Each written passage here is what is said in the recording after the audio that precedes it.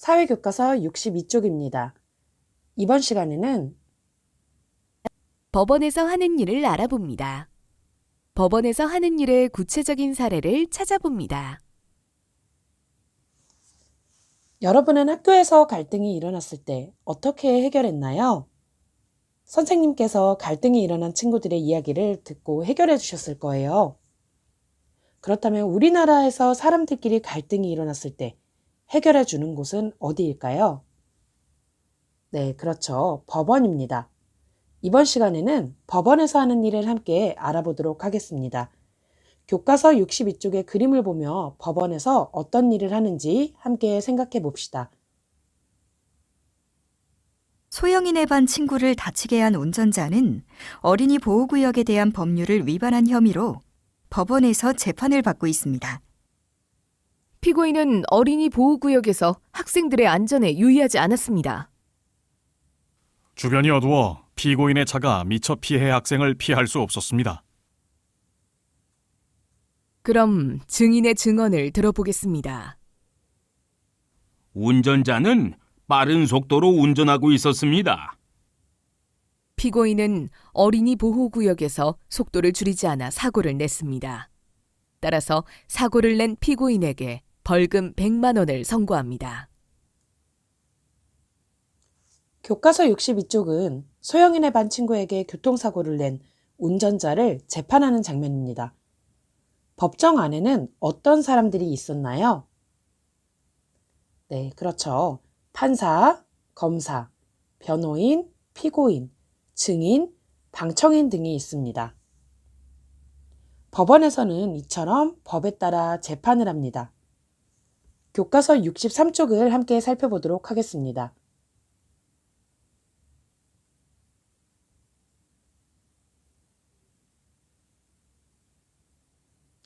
법원은 법에 따라 재판을 하는 곳이다. 사람들은 다툼이 생기거나 억울한 일을 당했을 때 재판으로 문제를 해결한다. 법원에서 하는 일을 그림을 통해 구체적으로 살펴보도록 하겠습니다. 이모 씨가 정신적 피해를 입은 만큼 배상하세요. 사람들 사이의 다툼을 해결해 준다.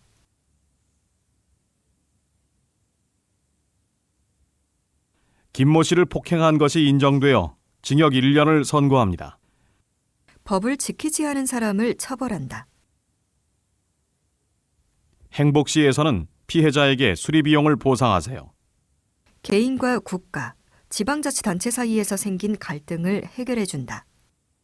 이처럼 법원은 사람들 사이에 다툼이 생기거나 억울한 일을 당했을 때 해결해주고 법을 지키지 않은 사람에게 벌을 줍니다. 그리고 개인과 국가, 지방자치단체 사이에 생긴 갈등을 해결해 줍니다. 여러분도 신문과 뉴스 등을 검색하여 법원에서 또 어떤 일을 하는지 직접 찾아보길 바랍니다. 교과서 64쪽으로 넘어가 보겠습니다. 법은 모든 사람에게 공정하게 적용되어야 한다. 공정한 재판으로 국민의 자유와 권리를 보장하고자 법원은 외부의 영향이나 간섭을 받지 않아야 하며 법관은 개인적인 의견이 아니라 헌법과 법률에 따라 공정하게 판결을 내려야 한다. 이를 위해 우리나라는 특정한 경우를 제외한 모든 재판의 과정과 결과를 공개해 억울한 사람이 생기지 않도록 하고 있다. 또한 국민이 공정한 재판을 받을 수 있도록 한 사건에 원칙적으로 3번까지 재판을 받을 수 있는 3심 제도를 두고 있다. 법원에서 공정한 재판을 하려고 어떤 노력을 하고 있다고 했나요? 첫 번째, 법원은 외부의 영향이나 간섭을 받지 않아야 합니다. 법원이 정부나 국회에서 독립되어 있는 이유이지요. 두 번째, 법관은 개인적인 의견이 아니라 헌법과 법률에 따라 공정하게 판결을 내려야 합니다. 그리고 세 번째, 특별한 경우를 제외하고 모든 재판의 과정과 결과를 공개합니다. 그리고 마지막으로 한 사건에 원칙적으로 3번까지 재판을 받을 수 있습니다. 그리고 우리는 이것을 3심 제도라고 합니다. 공정한 재판을 위한 제도 4가지 모두 기억하길 바랍니다.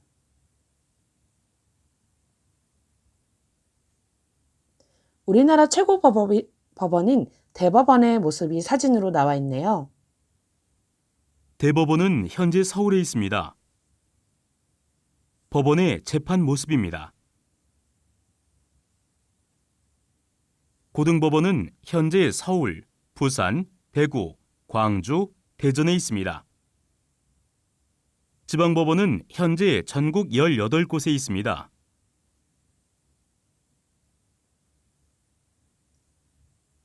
교과서 64쪽 아래 헌법재판소에 대해서 함께 읽어보도록 하겠습니다. 헌법재판소는 어떤 일을 하는 곳일까? 헌법재판소는 헌법과 관련된 다툼을 해결하는 일을 한다. 법률이 헌법에 어긋나지 않는지 또는 국가기관이 국민의 기본권을 침해했는지를 판단한다. 대통령이나 국무총리와 같이 지위가 높은 공무원이 큰 잘못을 저질러 국회에서 파면을 요구하면 이를 심판하는 일도 한다. 이 밖에 정부가 어떤 정당이 민주적 질서를 어지럽혔다고 판단하여 해산을 요구하면 그 여부를 판단해 결정한다. 헌법재판소에는 9명의 재판관이 있으며 중요한 결정을 내릴 때는 6명 이상이 찬성을 해야 한다. 기본권이란 헌법이 보장하는 국민의 기본적인 권리입니다. 파면이란 잘못을 저지른 사람에게 일을 그만두게 하는 것입니다. 이처럼 헌법재판소는 법률이 헌법에 어긋나지 않는지 판단하고 지위가 높은 공무원들의 파면을 심판합니다. 그리고 중요한 결정을 내릴 때에는 9명의 재판관 중 6명 이상이 찬성해서 판결을 내리지요. 서울특별시 종로구에 있는 헌법재판소의 모습입니다.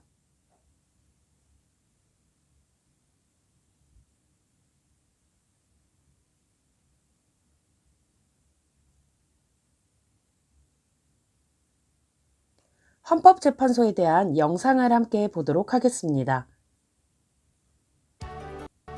헌법은 우리나라의 최고 법이므로 어떠한 법률이나 권력도 헌법에 어긋나면 안 된다는 거 다들 알고 있죠? 이곳 헌법재판소는 이 같은 헌법을 통해 국가의 권력 남용을 통제하고 국민의 기본권을 보장하며 사회적 갈등을 해소하는 곳입니다. 모든 다툼을 최종적으로 판가름하는 곳이기도 하죠. 이를 위해 헌법재판소는 위헌법률 심판, 헌법소원 심판, 탄핵 심판, 권한쟁의 심판, 정당 해산 심판의 5가지 기능을 수행하고 있습니다.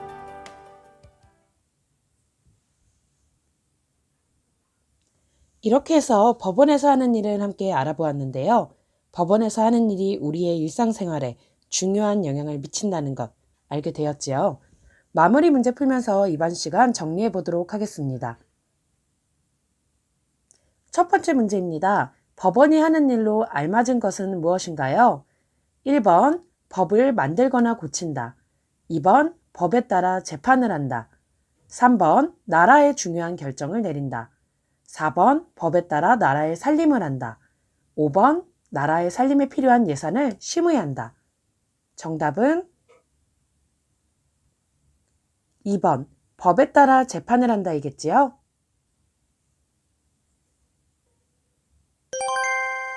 법원은 법에 따라 재판을 하는 곳입니다. 사람들은 다툼이 생기거나 억울한 일을 당했을 때 법원에서 재판을 하여 문제를 해결합니다. 두 번째 문제입니다. 빈칸에 알맞은 말을 써보세요. 재판을 할 때 증거가 부족하거나 판사가 잘못된 판단을 하여 억울한 판결을 받는 사람이 있을 수 있습니다. 이러한 일을 막으려고 우리나라에서는 한 사건에 원칙적으로 몇 번까지 재판을 받을 수 있도록 하고 있습니다. 정답은 무엇일까요?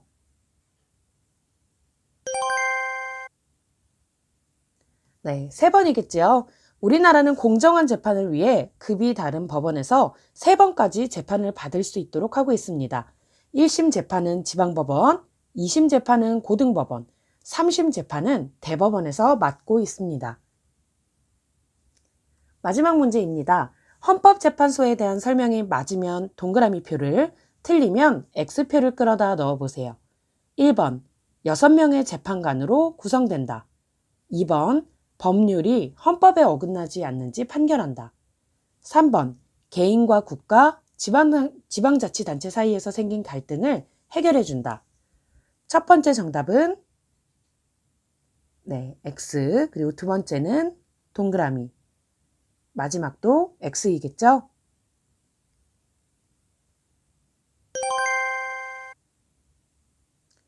헌법재판소에서 하는 가장 중요한 일은 법률이 헌법에 어긋나지 않는지 판단하는 일입니다. 헌법재판소에는 9명의 재판관이 있고 중요한 결정을 내릴 때에는 6명 이상이 찬성해야 합니다. 개인과 국가, 지방자치단체 사이에서 생긴 갈등을 해결해 주는 것은 법원에서 합니다. 이렇게 해서 이번 시간 법원에서 하는 일 모두 알아보았고요. 다음 시간에는 국가의 일을 나누어 맡아야 하는 까닭을 알아보도록 하겠습니다.